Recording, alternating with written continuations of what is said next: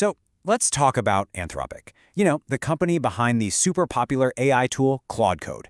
They were recently at the absolute center of a massive developer firestorm. In just a few hours, they went from being one of the darlings of the AI world to one of the most criticized. So today, we're going to break down exactly what went on. Yeah, and that quote, it just nails the feeling, right? The intensity of this whole situation was off the charts. Look, this wasn't some minor bug report.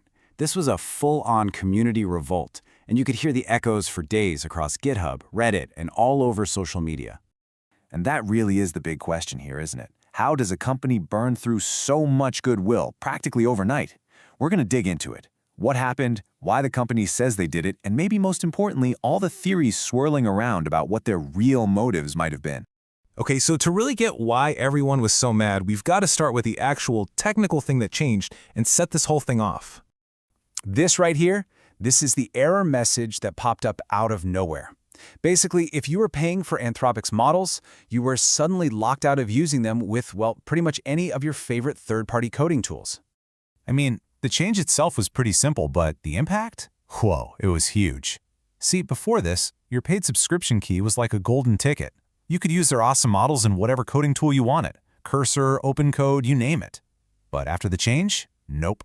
That same key would only work inside Anthropic's own official tool. You have to understand, this is a community that had built their entire workflows around that flexibility.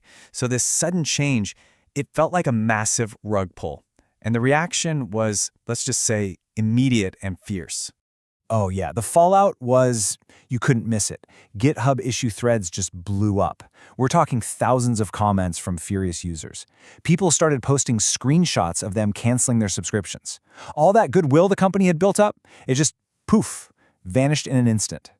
Okay, so with the backlash getting louder and louder, Anthropic had to say something. And they did. They put out an official statement explaining why they suddenly flipped this switch. And their defense was interesting.